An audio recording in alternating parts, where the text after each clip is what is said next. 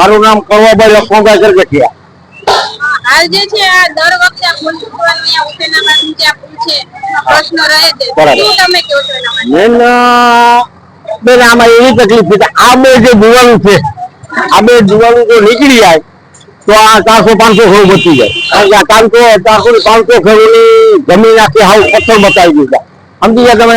અને આ દિવાળીનું કોઈ જરૂર નથી, પાણી આખે નિકાસ થઈ જાય. આને હવે પાણી રોકાય અને સરકારને દર વખતે એટલો ખર્ચો થાય, સાઈડમાં પુલ તોડ નાખે સમજી ગયા તમે. એટલે દર વર્ષે આ છે સરકાર વિચારીને આ દિવાલો કાઢી નાખે તો કોઈ તકલીફ પડતી નથી. નુકસાની કેટલી? નુકસાની અત્યારે હું મારી નુકસાની ઓછામાં 3 થી 4 લાખ રૂપિયા. એ સિવાય આ જે રસ્તા ઉપર પુલો જે તૂટે છે હા અરે એ નુકસાન તો જોરદાર, બહુ જ નુકસાની. કારણ કે અહીંયા પાણીઓ આ ને ત્યાં બધી તોડી પછી બીજા લેવલમાં જે પાણીનો વેર છે ત્યાં જે આજી દિવાળું કર્યું ખેડૂત આને ભલે અમે તો હું પણ આવી જાઉં ભેગો એ દિવાલ સરકારને રાવડી જગ્યામાંથી હટાવી લેવી જોઈએ. રાવડી પોતાને અંગત મિલકતમાં ગમે ત્યારે તો વાંધો નહીં પણ રાવડામાંથી હટાવી લેવી જોઈએ. એના કારણે આ થાય છે તો માંગોળા પેટ્રોલ પંપ છે આને સુધી એવું પાણી ભર્યું હોય એક પણ સાધન નીકળી શકતું નથી સમજી ગયા.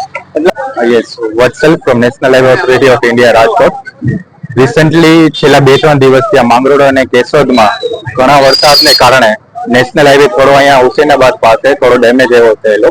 તો રાતથી અમારું જે કામગીરી છે રાતથી ચાલુ છે અને અત્યારે જ્યાં ડેમેજ લોકેશન જે થયેલું આપ જોઈ શકો છો તો અત્યારે ટ્રાફિકની મુવમેન્ટ ત્યાં ફરીથી સ્ટાર્ટ થઈ ગઈ છે અને કામગીરી એ સતત ચાલુ છે અને થોડી વારમાં પ્રોપર એવો જે પહેલાની જે કન્ડિશનમાં રોડ હતો એ થઈ જશે. પહેલાની કન્ડિશનનો આપ કહો છો અગાઉ પણ આ સિસ્ટમ તો આમાં કઈ મજબૂતી થાય એવું કઈ છે? નહીં મજબૂત છે. અત્યારે એક્સિસ રેન્જ છેલ્લા 2 દિવસમાં 30 થી 40 ઇંચ જેવો વરસાદ અહીંયા અંદાજિત એટલો વરસાદ પડ્યો છે તેના કારણે આ થયું છે. અત્યારના મીન્સ કામગીરી ચાલુ છે અને ટ્રાફિક મુવમેન્ટ અત્યારના થ્રુ થઈ ગઈ છે.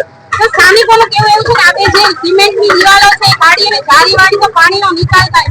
ગયા વખતે પણ આ જ રજૂઆત હતી. મેડમ અત્યારે જે પ્રોપર વોટર ફ્લો ઓલરેડી અત્યારના પ્રોપરલી એ મુવમેન્ટ થાય છે વોટર ફ્લોની. અત્યારના મેઇન એ છે કે ટ્રાફિક ગો થ્રુ જે ટ્રાફિક અટવાયેલો છે એ અત્યારના ગો થ્રુ પહેલી પ્રાયોરિટી છે. જે ડેમેજ થયું છે એને રેક્ટિફિકેશન કરવું પહેલી પ્રાયોરિટી છે અને એ કામગીરી અત્યારે ચાલુ છે.